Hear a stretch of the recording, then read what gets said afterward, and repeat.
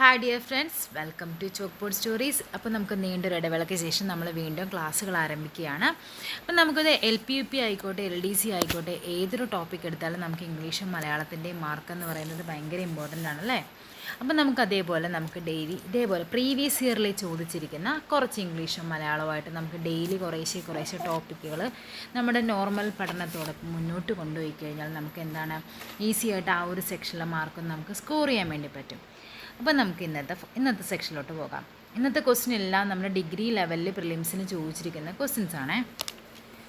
John was exculpated after a thorough investigation. എന്താ പറഞ്ഞിരിക്കുന്നത്? Select the word which is opposite to the word underline. അതായത് നമുക്കിവിടെ ചോദിച്ചിരിക്കുന്നത് ആൻറ്റോണിമാണ് ചോദിച്ചിരിക്കുന്നത്, ഓപ്പോസിറ്റാണ് ചോദിച്ചിരിക്കുന്നത്. ഇത് ഡിഗ്രി ലെവൽ പ്രിലിംസ് ഫേസ് 1 ചോദിച്ച ക്വസ്റ്റ്യൻസ് ആണ്. ഓപ്ഷൻസ് നോക്കിക്കേ: അക്യൂറ്റഡ്, എക്സോണറേറ്റഡ്, വിൻഡിക്കേറ്റഡ്, നൺ ഓഫ് ദീസ്. അപ്പോൾ നമുക്ക് ആദ്യം ഇതിൻ്റെ എല്ലാത്തിൻ്റെയും മീനിങ് എന്താണെന്ന് നോക്കണം. എങ്കിലല്ലേ നമുക്കതിൻ്റെ ഓപ്പോസിറ്റും കണ്ടുപിടിക്കാൻ പറ്റുമോ. അപ്പോൾ എന്താണ് എക്സ്കൾപ്പേറ്റഡ് എന്ന് പറഞ്ഞാൽ? ഒഴിവാക്കുക, കുറ്റവിമുക്തനാക്കുക. അതാണ് ആ എക്സ്കൾപ്പേറ്റഡിൻ്റെ മീനിങ്. അതായത് ജോണിനെ ഒരു ഇൻവെസ്റ്റിഗേഷനൊക്കെ ശേഷം അയാളെ ഒഴിവാക്കി അല്ലെങ്കിൽ കുറ്റവിമുക്തനാക്കി. അതാണ് അതിൻ്റെ മീനിങ്. അപ്പം നമുക്കിവിടെ വേണ്ടത് നേരെ അതിൻ്റെ ഓപ്പോസിറ്റായിട്ടുള്ള മീനിങ്ങാണ് വേണ്ടത്. അപ്പോൾ എന്താ അക്യൂറ്റഡ് എന്ന് പറഞ്ഞാൽ? അക്യൂറ്റഡും ഇതേപോലെ തന്നെ കുറ്റവിമുക്തനാക്കി എന്ന മീനിങ് ആണ്. അതായത് എക്സ്കൾപ്പേറ്റഡിൻ്റെ സെയിം മീനിങ്ങാണ് വരുന്നത്. അതേപോലെ എക്സോണറേറ്റഡ്, അതും കുറ്റവിമുക്തനാക്കുക. ഇനി എന്താണ് വിൻഡിക്കേറ്റഡ് എന്ന് പറഞ്ഞാൽ? വിൻഡിക്കേറ്റഡ് എന്ന് പറഞ്ഞാൽ ന്യായീകരിക്കുക, അതാണ് അതിൻ്റെ മീനിങ്. അപ്പോൾ ഇവിടെ ഒന്നും അതിൻ്റെ ഓപ്ഷനായിട്ട് വരാൻ സാധ്യതയില്ല. സോ ആൻസർ ഏതാണ്? നൺ ഓഫ് ദീസ് ആണ് ഇതിൻ്റെ ആൻസറായിട്ട് വരുന്നത്. അക്യൂറ്റഡ് എന്ന് പറഞ്ഞാൽ കുറ്റവിമുക്തനാക്കുക, എക്സോണറേറ്റഡ് കുറ്റവിമുക്തനാക്കുക, വിൻഡിക്കേറ്റഡ് ന്യായീകരിക്കുക, എക്സ്കൾപ്പേറ്റ് എന്ന് പറഞ്ഞാൽ ഒഴിവാക്കുക, അതാണ് അതിൻ്റെ എക്സാക്ട് മീനിങ്. അപ്പോൾ എന്തായിരിക്കും അതിൻ്റെ ഓപ്പോസിറ്റായിട്ട് വരുന്നത്? എക്സ്കൾപ്പേറ്റിൻ്റെ ഓപ്പോസിറ്റാണ് അക്യൂസ്ഡ്, അതേപോലെ കണ്ടം, അതേപോലെ സെൻഷ്വ. ഇതൊക്കെയാണ് അതിൻ്റെ ഓപ്പോസിറ്റായിട്ട് വരുന്നത്. അതേപോലെ ഒരു വേർഡും കൂടിയുണ്ട്, കൺവിക്റ്റ്. ഇത്രയുമാണ് ഇതിൻ്റെ ഓപ്പോസിറ്റ് മീനിങ് ആയിട്ട് വരുന്നത്. ഓക്കെ, അപ്പോൾ ഇന്ന് നെക്സ്റ്റ് ക്വസ്റ്റിലേക്ക് പോകാം.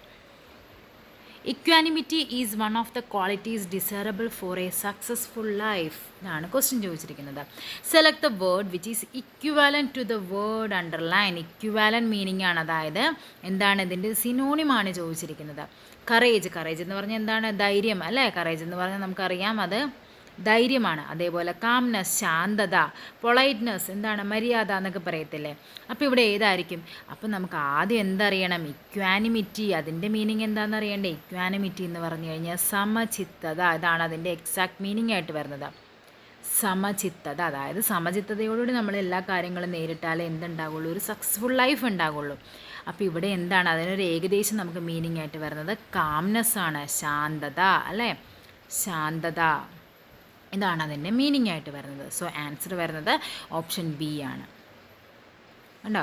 ഇക്വാനിറ്റിയുടെ മീനിങ്സ് ആണ് കാംനെസ്, അതേപോലെ കമ്പോഷർ, അതേപോലെ ട്രാൻക്വിലിറ്റി, അതേപോലെ സെറനിറ്റി. ഇതൊക്കെ ഇതിൻ്റെ മീനിങ്സ് ആയിട്ട് വരുന്ന വേർഡ്സ് ആണ്. നെക്സ്റ്റ് വേഴ്സിലോട്ട് പോകാം. Tiger, tigress, Drake, duck, Ram എന്താണെന്നാണ് ചോദിച്ചിരിക്കുന്നത്? റാം, ഈവ്. നമ്മളെപ്പോഴും പഠിക്കുന്നൊരു കാര്യമാണ്. സോ ആൻസർ വരുന്നത് ഈവാണ്. അപ്പോൾ ഇതെന്താ? ടൈഗർ എന്ന് പറയുന്നത് ഇവിടുത്തെ മെയിൽ മസ്കുലിൻ ക്യാരക്ടറാണ് പറഞ്ഞിരിക്കുന്നത്. അപ്പോൾ ടൈഗ്രസ് അത് ഫെമിനൈൻ ക്യാരക്ടറാണ്. ഡ്രേക്കും അതേപോലെ തന്നെ ഇത് മെയിലാണ്, ഇതെന്താണ്? ഫീമെയിലാണ്. റാം എന്ന് പറയുന്നത് അത് ഇതേപോലെ ഇത് ഷീപ്പാണ് കേട്ടോ. റാം എന്ന് പറഞ്ഞു കഴിഞ്ഞാൽ മെയിൽ ഷീപ്പിനെ പറയുന്ന പേരാണ് റാം. സോ ഈവ് എന്ന് പറഞ്ഞാൽ it's a female sheep. Female ഷീപ്പിനെ പറയുന്ന പേരാണ് ഈവ്. അപ്പോൾ മെയറിന് എന്ത് വരും? സ്റ്റാലിയൻ. ഇതാണ്. ഇനി സ്റ്റാഗ് എന്ന് പറഞ്ഞാൽ എന്ത് വരും? സ്റ്റാഗ് അല്ലെങ്കിൽ ബക്ക്. അതെന്ന് പറഞ്ഞു കഴിഞ്ഞാൽ ശരിക്കും നമ്മുടെ മാനാണ്, ഡീറാണ്. അതിന് നമുക്ക് വരുന്നത് ഹിൻഡ് അല്ലെങ്കിൽ ഡോ എന്ന് പറയും.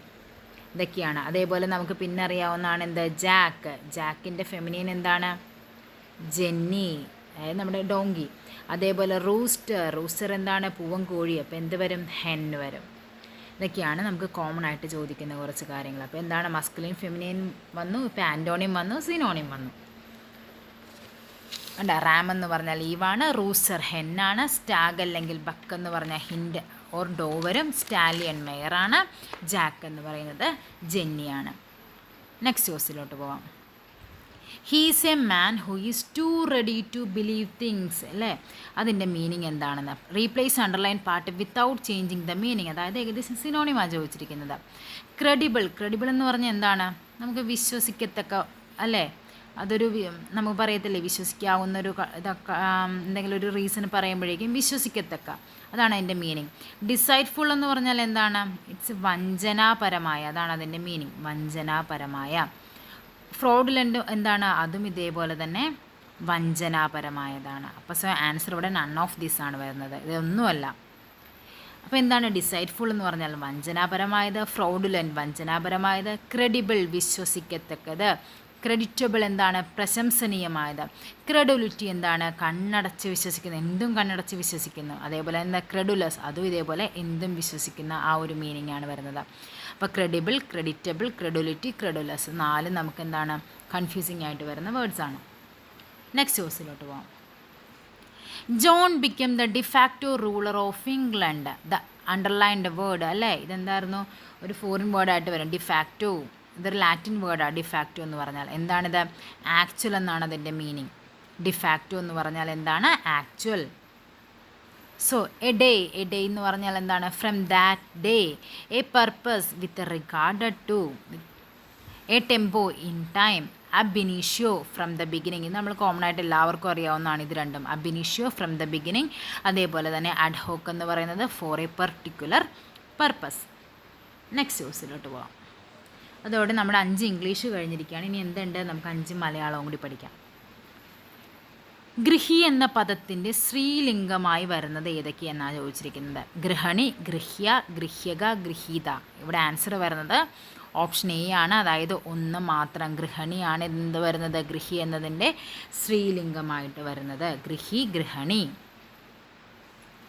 ടിറ്റ് ഫോർ ടാറ്റ് എന്നതിന് കൊടുക്കാവുന്ന മലയാളം ശൈലികൾ ഏതെല്ലാം. ഉരുളക്കുപ്പേരി, പകരത്തിനു പകരം, ആവശ്യത്തിനു വേണ്ടി, ഇതൊന്നുമല്ല. എന്താണ് ഉരുളക്കുപ്പേരി പോലെ മറുപടി പറയുക എന്ന് പറയില്ല, അല്ലെങ്കിൽ പകരത്തിന് പകരം ചെയ്യുക, അതൊക്കെയാണ് നമ്മൾ എന്ത് പറയുന്നത്, ടിറ്റ് ഫോർ ടാറ്റ് എന്ന് പറയുന്നത്. സോ ആൻസർ വരുന്നത് ഓപ്ഷൻ എ ആണ്, 1 and 2 ആണ്. നെക്സ്റ്റ് ക്വസ്റ്റ്യനിലോട്ട് പോകാം. കടൽ പര്യായപദം അല്ലാത്തത്, ഇത് ഏറ്റവും നമ്മൾ ഇമ്പോർട്ടൻ്റ് ആയിട്ട് ശ്രദ്ധിക്കുന്നത്, ആകുന്നതാണോ അല്ലാത്തതാണോ ശരിയാണോ തെറ്റാണോ, ഇതൊക്കെ ആയിരിക്കും എപ്പോഴും ചോദിക്കുന്നത്. നമുക്ക് അവിടെയാണ് നമുക്ക് തെറ്റിപ്പോകുന്നത്. സോ പാരാവാരം എന്ന് പറഞ്ഞാൽ എന്താണ്, കടലാണ്. അർണവം എന്ന് പറഞ്ഞാൽ എന്താണ്, കടലാണ്. ആഴി എന്താണ്, കടലാണ്. സോ നമുക്കിവിടെ നിമ്നക എന്ന് പറഞ്ഞാൽ അതിൻ്റെ മീനിങ് എന്താണ്, നദിയാണ്. നിമ്നക എന്ന് പറഞ്ഞാൽ നദിയാണ്. സോ പര്യായമല്ലാത്തത് ഏതാണ്, ഇതാണ്. നമുക്ക് കണ്ടോ, നമ്മൾ ഇത് 3 ടിക്കറ്റ് വെക്കും. അപ്പോൾ നമുക്ക് ഓപ്ഷനും ചിലപ്പോൾ 1, 2, 3 എന്നൊരു ഓപ്ഷൻ കാണും. നമ്മൾ നേരെ അതെടുത്ത് മാർക്ക് ചെയ്യും. പക്ഷേ നമ്മളോട് ചോദിച്ചിരിക്കുന്നത് അല്ലാത്തത് ആണ് ചോദിച്ചിരിക്കുന്നത്. സോ ഓപ്ഷൻ ഡി 4 മാത്രമാണ് കടലിൻ്റെ പര്യായപദം അല്ലാതെ വരുന്നത്. അപ്പം നിമ്നക എന്ന് പറഞ്ഞാൽ എന്താണ്, നദിയാണ്. താഴെ കൊടുത്തിരിക്കുന്നവയിൽ കഠിനം എന്ന പദത്തിന് വിപരീതമായി വരുന്നവ. കഠിനം നമുക്ക് എന്തൊക്കെ അറിയാം, ലളിതമാണ്. ഓക്കെ. മൃദു, അതിന് വിപരീതമായിട്ട് വരാം. കർക്കശം അല്ലേ, കഠിനമാണ്, കർക്കശക്ക, അത് നമുക്ക് ഒരിക്കലും വരില്ല. ദൃഢമാണ്, ഇത് രണ്ടും വരില്ല. സോ ആൻസർ വരുന്ന ഏതാണ്, കഠിനത്തിന് ഓപ്പോസിറ്റായിട്ട് വിപരീതമായിട്ട് വരാവുന്ന 2 വാക്കുകളാണ് ലളിതവും മൃദുവും. സോ ഓപ്ഷൻ എ 1, 2 എന്നിവയാണ് ആൻസറായിട്ട് വരുന്നത്. തിന്നത് തീരും കൊടുത്തത് തീരില്ല എന്ന പഴഞ്ചൊല്ല് അർത്ഥമാക്കുന്നത് എന്താണെന്ന്. തീറ്റയുടെ മാഹാത്മ്യം, ദാനത്തിൻ്റെ മാഹാത്മ്യം. തിന്നുന്നത് കൊടുക്കണമെന്നാണ്, തീറ്റയും കൊടുക്കലും വെറുതെയാണ്. ഏതാണ്, നമുക്കറിയാം തിന്നത് തീരും കൊടുത്തത് തീരില്ല. നമ്മളൊരാൾക്കൊരു ദാനം ചെയ്താൽ ഒരിക്കലും എന്താണ് നമ്മൾ അല്ലേ, അതൊരിക്കലും തീരില്ല. സോ ഇവിടെ എന്തിനെ പറ്റിയാണ് പറയുന്നത്, ദാനത്തിൻ്റെ മഹാത്മ്യം. 2 മാത്രമാണ് ഇവിടെ ശരി. സോ ഇവിടെ ആൻസറിലേക്ക് വരുമ്പോഴേക്കും എന്താണ്, ഓപ്ഷൻ ബി 2 മാത്രം ശരി. ഇതാണ് നമുക്ക് ആൻസറായിട്ട് വരുന്നത്. അപ്പോൾ 5 മലയാളവും 5 ഇംഗ്ലീഷും കഴിഞ്ഞു. ഇതേപോലെ നമുക്ക് ഡെയിലി 5 വീതം പഠിച്ച് ഇതൊന്ന് എഴുതി വെച്ചാൽ മതി നോട്ട്ബുക്കിൽ. ഡെയിലി നമ്മൾ പ്രീവിയസ് ഇയർ മാത്രം ചെയ്ത് വരുമ്പോഴേക്കും അത്യാവശ്യം നമുക്ക് എക്സാം ആകുമ്പോഴേക്കും നമുക്ക് ക്രാക്ക് ചെയ്യാനായിട്ട് മലയാളത്തിൻ്റെ വൊക്കാബുലറിയും അതേപോലെ ഇംഗ്ലീഷിൻ്റെ വൊക്കാബുലറി പോർഷൻ നമുക്ക് ഈസി ആയിട്ട് ക്രാക്ക് ചെയ്യാൻ പറ്റും. താങ്ക്